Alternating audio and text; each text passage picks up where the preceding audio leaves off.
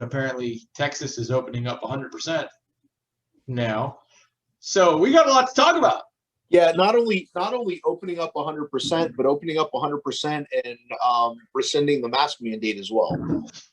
So I kind of want to, on the one hand, put head in hands and cry about all that we could do and could have done and will still do. On the other hand, I feel like if you step outside yourself, it's kind of fascinating to be living through a real-time human experiment, right? It's every horror movie ever made, you know, every public health movie ever made, pretty much got us to this point, and now we're figuring it out as we go. So I want to hear from you about your thoughts, your experience. Today we're going to talk about a variety of fairly geeky things. So we'll start with you sort of introducing yourself to those who don't already know you, but talking about you and a couple of your neighbors have been really on the front line of trying to get the data from the vaccine site to the vaccine registry, where it ultimately needs to go. We're going to talk about why. And then I kind of want, to the degree that you feel comfortable, and we can be as politically correct as we need, but do some truth telling, because I think the biggest problem is that one Facebook post about where data needs to go elicits 4 or 5 different names of systems, and people don't know what's real. And I think that's a problem that we have right now. I've never done data entry as a job, as a primary job, but I would have to assume the people that normally do data entry, so like these vaccination sites that are doing thousands and thousands of, or tens of thousands of people a day or a week, they probably have a group of individuals that are doing this data entry, and they're probably not paid on the accuracy of it, they're paid on the volume. That's right. So when they see something that pops up and says, yeah, this is the person, I would say probably that they're going to be like, oh, cool, click the button, and not really necessarily go and verify everything is correct. Well, and again, I think that goes to the question of how would they even know? What's the source of truth, right? If you're a person that's brought in, like they brought in places like Los Angeles, exactly, and we know elsewhere in the Houston area, armies of secretaries, you know, people who are brought in as typists to do exactly what you just described. You know, what would they even know to use? What do they have to reference? So before we get into that, tell me a little bit about, tell the world about you, Joe. So what you do. You do a lot of different things, and you've got the day job, you've got your consulting work that you've done that sort of you try to keep, and obviously community paramedicine's been a passion. So give us a couple minutes on you and what makes you tick. Yeah, so my official job title here at ESD 48 Fire Department is Battalion Chief of Community Medicine. That was not what I was originally hired for. Originally, I was brought in. I have a history or a background of I've been a paramedic since '96. I've been a registered nurse since 2012. ER, ICU, and flight nursing background. That's pretty much what brought me to Texas was working for Moorherman Life Flight as a flight nurse. And then I was brought on here back in September of 2018 to start up the community paramedic program and kind of get that ball rolling. As a full-time focus, like that was your... Yeah, that was my full-time focus. So that was awesome. Really what my job was. So we got that going, and then my job is kind of morphed into, well, you know, with the nursing background and everything, why don't you do infection control? And at the time, prior to last March, that wasn't a very labor-intensive job. And the running joke around here is joke's on you, man. Yeah, the running joke around here is nobody knew what I did until last March. So, you know, and I kind of liked it that way, but yeah, so that's kind of that job is kind of morphed into infection control, community paramedicine, the EMS arm or the medical arm of the community risk reduction in the fire department. So CPR classes, stop the bleed, fall prevention, blood drives, that type of stuff. Because we are very heavily community engaged in a community risk reduction department as well, not only EMS but on the suppression side. So by the way, just as I mean, what you're describing, because I didn't realize, I confess, I didn't realize that you were in the air too. I mean, that's about as far away from air EMS, right, and critical care as you can get. How does that, just before you tell me even more, I'm just fascinated by that. Like, do you miss it? And sort of how does it feel to go from, in it, on the ground, in the air, and now you're basically taking care of the local community and making sure that they know who to call and like where to show up? And is that a culture shock, Right. or you knew what you wanted to do? I wouldn't say it's necessarily a culture shock, because really community paramedicine is kind of a hybrid between nursing care and paramedicine. Yep. And it's not a surprise to me that a lot of the people that run community paramedic programs have a nursing background. Sure. At least in our area here, a lot of the people that run the community paramedic programs in the departments that have them, I think every single one of them is at least an RN. So, as far as the critical care stuff, I mean, I have done the intensive care, critical care stuff for so long that I'm at the point in my life where, yeah, I do miss aspects of it, but the draw of being able to make my own schedule and actually sleep at home every night and not have to be necessarily on call. Well, until I'm on call infection control officer during a pandemic, not having to be on call on the weekends and holidays and things like that. Joke's on you, buddy. Yeah. Yeah, no, exactly. Yeah. It's been a long year, but, yes, that's kind of how I got into it. And,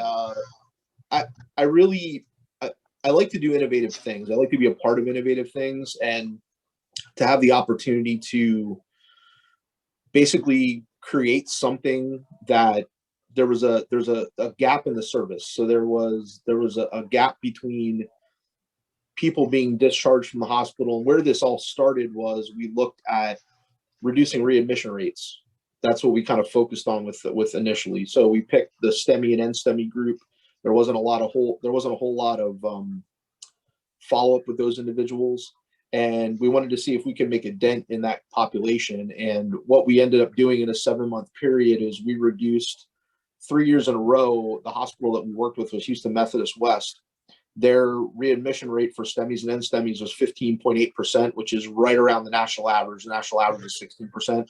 We were able to reduce that in a 7-month period to 8.6%. Oh, by half. Okay. Yeah, so almost by half. Yeah. I mean, and and it was really, it is a little bit different because, we have all these wonderful toys here at our department, and we're carrying whole blood. We have all kinds of different things that we do that are cutting edge.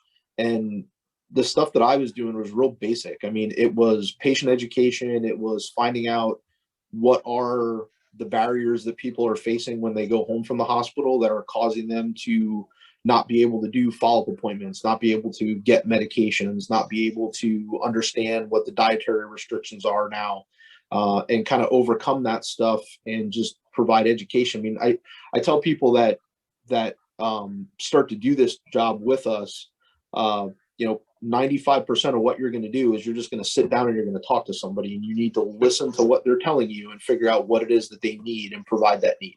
There's kind of a status quo understanding for years about what these programs can be. And what I've basically said, which I think touches a lot on what you just described, is that it's not a clinical program. It's a data program, right? Because whether you roll up 911 hot code 3, or you roll up in a QRV, and take a, basically a return to the home visit, right? Is the only difference is, do you know your patient before you get there, right? If you show up with a CAD call, you have no idea what you're showing up to. But if you're showing up to somebody and like, I was here 3 days ago, and I can, hey, did you take these meds? Did you get the food that you needed? Did you check in with whoever? That is really the essence of the program. And I think that's ruffled some feathers at the idea that some of the politics of community paramedicine have butt into the idea that it's nursing care, and so not EMS. And I've basically said, well, what if it's a supplement, right? Because you're going in to someplace, you can go in very comfortably into some place where you may know the person, but you don't know what you're going to see today, because this person may be schizophrenic, right? They may be strung out, right? They may be having a significant hypoxia problem today, and you don't know what the context is going to be. So you're going into an unknown with some context. And that's something that 911 doesn't do well per se, because it doesn't necessarily know who the patient is. And nursing care doesn't necessarily do well because they don't necessarily have all the tools to respond, right, to an unknown situation. You put these two together, and you've got one heck of a niche. Well, and not only that, with the nursing care, because a lot of the initial, I don't even really want to say pushback, because really didn't get a lot of pushback, but the initial pushback would, for lack of a better term, would be that, well, it's similar to home health. Like home health does the same thing. It's like, well, a lot of the people that I saw with this program, they don't qualify for home health. You know, so if you're a 45-year-old that had a heart attack and you go home and you have a full-time job and you have a family and you don't have any medical needs that you necessarily, or don't have insurance, you might not even qualify for home health. So, but we can supplement those, even the people that qualify for it, because then of course there's the idea that some of your patients, their home may be this bridge. Right. I mean, right. Like we had a guy that lived in his vehicle in a parking lot of a grocery store, exactly. and we knew where to find him. Yeah. We knew how to access. Yeah, we knew how to get access to him. But even so, like the home health model has restrictions too, because they're paid a monthly amount. Say it's $5,000. We're going to give you $5,000 to manage this patient this month. If it only costs you $3,000 to manage the patient, then your company can pocket the other $2,000. But if it costs you $8,000, we're not giving you the extra $3,000, so it's going to cost you money. Whereas we're not bound by the time constraint. There were patients. I mean, my average visit was 30 to 45 minutes, but there were patients where I sat there and talked to them for 3 hours because they just had that many questions and required that much education. Good for you. All right, so bring it back. You were starting this. You were telling me about community risk reduction, fire department, and sort of. So now a year ago, your job description changes. Before we get into process control, it didn't change. It just became a little bit more relevant. Sure, the spotlight turned on, right? Yeah. So I think one of the things that I try to do, so the name of my podcast is Sacred Cows and Data Cubes, right? And we'll get to the data part. But I think the sacred cow bit is really about trying to shine some truth-telling light on there's the party line, whatever that party line is, and then there's the on-the-ground experience. So you and I have been in this trench since like April of last year. Right. So give the world a sense of in ESD 48's coverage area, and then expanded to Harris County and expanded to Texas. What has been the reality that you've experienced in terms of the evolution of the job, the tasks, sort of the process that got us to this point where now we can talk about registries and vaccination and appointments and all that? I mean, obviously it's been a ride. Well, yeah. So I think one of the first things that needs to be said, and I think this is what a lot of people don't realize, and I actually just had this conversation today with somebody here, is that this is truly the first time that we're seeing the scientific process play out in front of the public and very transparent in the public from the beginning to the end. Normally what happens is when these things happen, there's a lot of kind of behind the scenes type of work. And it's not that it's hidden or not accessible, but people just really don't care about it. They just want, I don't care how you got there. I just want the end result. You just tell me what I need to do. Yep. This is the first time that, number one, I think if this had happened in a non-election year, I think it would have been a very, very different result of what we would have. I think that this became very, very politicized on both sides, and that for good or for bad, changed some things and really entrenched some opinions that people have and some misopinions or misinformation that people have. But, what the general public, that to me, the changing of guidelines and the changing of what has been put out, the information that's been put out, that doesn't seem odd to me, because in medicine, that's what happens. We see something, we learn what we can about it, we issue, okay, this is what we're going to do, this is what the treatment is, this is what the precautions are. Then we research it, then we peer review it, then we look at, okay, is that good, is that bad, is it working, is it not working? Okay, if it's not working, what do we need to do different? And you need to be okay as a medical provider and as a researcher to say that hey, what I initially did isn't entirely correct, and there's a better way to do it. And I think that's the piece that's missing here with a lot of this. And I mean, you'll never see any politician on either side say that their opinion or the way that they were doing it was incorrect and that there was a better way to do it. It's just not going to happen. And that's where you get these deeply entrenched views that sometimes are just. Are you basically, so are you, it sounds like you're suggesting that what we're essentially doing is watching the sausage being made, right? We're in the kitchen. Right. Yeah. And is that a function of, you know, a lot of people, it's interesting, a very interesting point, man. There's a lot of people who have been talking about, you know, H1N1 and SARS before and all these things. And I guess one of the main distinctions, of course, is this. I mean, it's constant access to social media and podcasting and blogs. And, you know, I was a media guy before I was in this business. And I think people don't really appreciate the power of media for good and bad. But in and of itself, it's nothing. It's just a tool, right? Some people say that about me. Different story. Right. But, you know, the idea that you now have access to that. And so it sounds like what you're describing is the idea that someone somewhere would have been inside the CDC office and now can take a snippet of something and post it to somewhere without it going through communication channels, which on the one hand opens up transparency, on the other hand opens up transparency. And so you end up with a messy process that people take out of context because they still don't understand what the chemical formula of water is, etc. Right, and this is where your confirmation bias enters, because you now have whether you're correct or incorrect or whatever your opinion is, everybody has their opinion about what they believe is their truth, and they're going to take, like you said, those snippets that fit the narrative that they believe, and they're gonna promote that as their truth.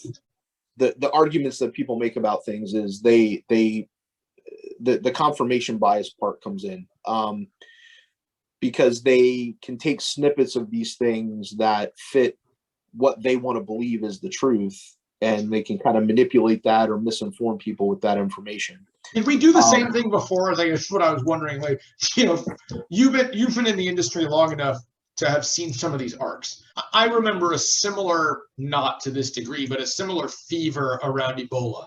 Have those opinions gotten more extreme? Have we just become more attuned to them? Is there just more of them? Or is that a new phenomenon?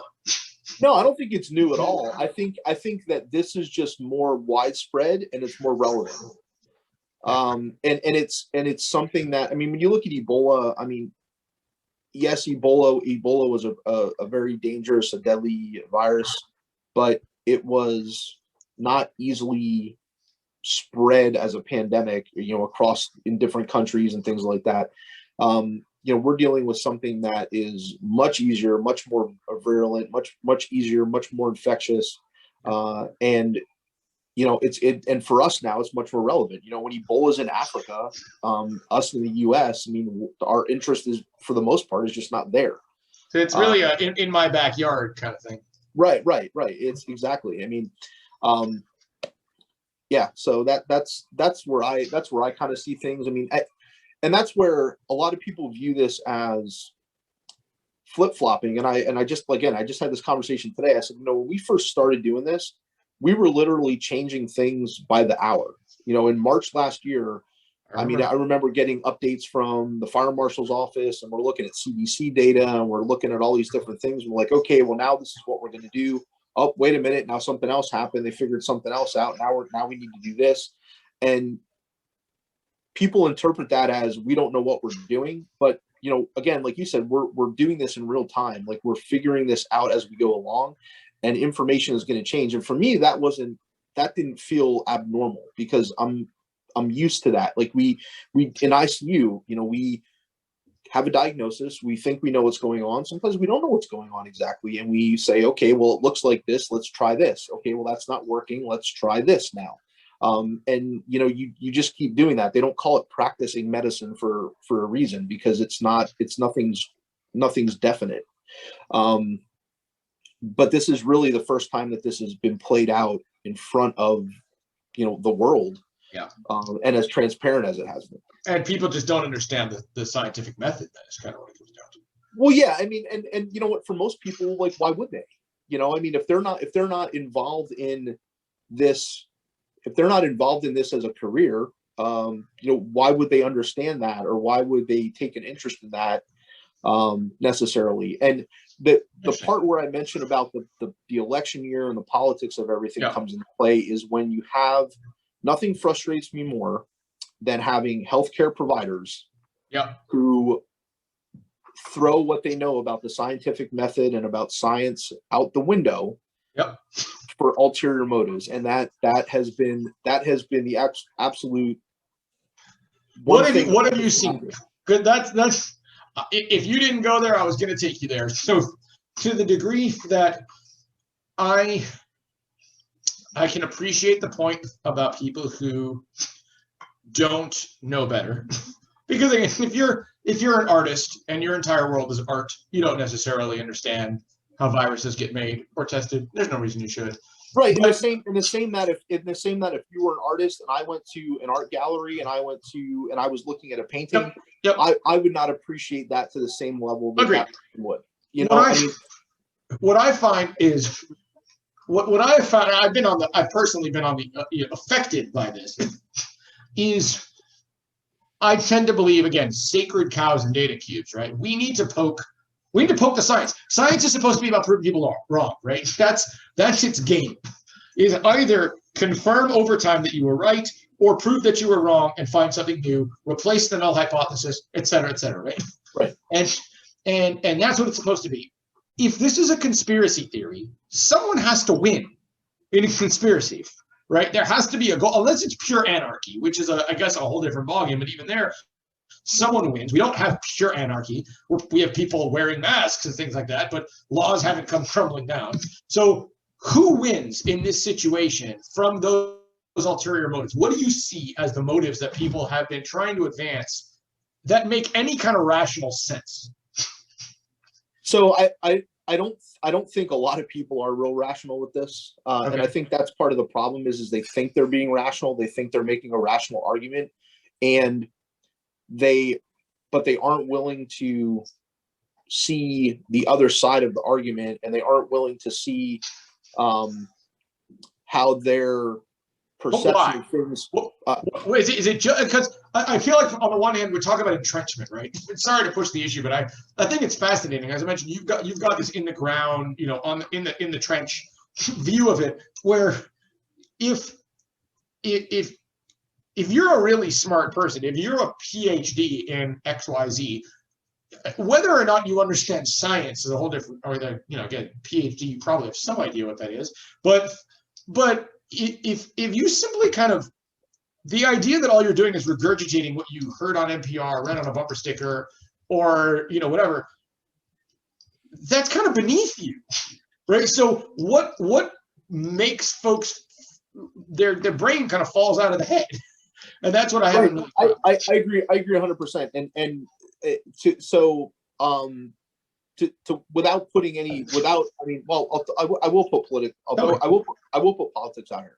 Yeah. So this is no holds barred, man. Good. Yeah. So I voted Republican. I vote Republican almost exclusively. You're in Texas. But I don't vote. What's that? You're in Texas. It's a thing to do. I know, but the thing is, here's the thing, and this is what's not happening with a lot of these people is you and I have very different political opinions on things. We have very different voting opinions on things. I agree. Okay? However, however, we agree on a lot, and we can say, hey, I don't have to agree 100% with everything every Republican does, and you don't have to agree 100% with everything every Democrat does. We can say, well, for the most part, they represent our interests, and that's why we vote that way. But for these things, they're wrong. And this is the part where these things are falling apart, because things are so polarized right now politically that there's so much entrenchment on either side, the far left, far right, whatever you want to say, that people are forgoing the common sense part of this, and they are sticking with that basic, like, kind of carnal belief of these things, and saying, well, I'm not giving up my position, even though I know that that information is right and the other person has said something that makes sense to me. I can't admit that, because then I'm giving up my position. So let me take that to a very practical place, and we've still got a couple months that I'm going to bring you back to. But let's talk about registries for a second. So for those who don't realize, those who don't know, a registry is basically a database with personal information, right? That's kind of where the highest level view. And there is an executive at the state of Texas who I have been talking to for the last several weeks about. I won't mention his name, but he is a very smart guy, and his focus is interoperability. So his focus is data capture, data movement, data validation, all this stuff. And I basically said to him, in light of very much what you just described, and this is why I wanted to mention it here, I said exactly this. How did we end up in this mess, right? Because even if you look at politics of same-sex marriage, taxes, homelessness, education policy, should you have to wear a mask, Second Amendment, all this stuff, right? Take all of those things. Theoretically, the question of whether Narcan wakes up an overdose patient with an opioid overdose, that's not a political question. Right? So science, medicine is, well, it shouldn't be. Right. Historically, that has not been the case. And so I asked him point blank, how did we end up in this mess where information is not being transferred, data identities are not being validated? We're going to get into some of that detail, because I'm going to ask you to geek out a little bit on your experience. But at the end of the day, the most powerful, wealthiest scientific leader by many measures in the world, i.e. the United States, came up with a stupid little piece of paper, about yay big, right, with handwriting on it and an ID on it that so many people then put pictures of online that CNBC and others said stop doing that because identity theft, right? That's what we got, right? And I saw one of the most interesting political cartoons. Again, speaking of politics and all that, just about a couple days ago, right? It's 2021. We were promised flying cars. We got objections to Mr. Potato Head's gender, right? Right. So something is wrong. And so I asked this guy, how did we end up in a situation where science has been deprecated, and the best we could do was a card that could get mistaken for a reminder to go to jury duty? And his answer was, over the last several years, in the case of the paper that I published at GEMS, it talks about how 8 years ago, federal bureaucrats at the National Institute of Standards and Technology identified problems with data sharing between electronic health records and immunization registries 8 years ago, and nothing got done to fix it. And so he mentioned two things. He said, one, we tend to think in short bursts, right? So when 9/11 happens, we tend to think about national security and airlines, and we create color coding systems, and we start taking off the shoes at the airport, right? Right. When the Superdome is inundated by water, we tend to think about hurricanes, right? And so on. When California is burning, we tend to think about it. And then we're on to the next cycle. And so again, media and the 24-hour super cycle and the whole thing, right? And that's one problem. That's a very big social problem in terms of our attention span has been fractured. But at the same time, he talked about the bastardization of the funding mechanism. And basically said, we know that there are problems associated with things like interoperability, but we keep raiding the pot, right? And so then when you finally do need to figure out how to close these gaps, you find that the coffers are dry. And so that's where science does become political, because I remember when I was in college, right, my English professors would talk about how every quote that you put into an article is a choice. Right?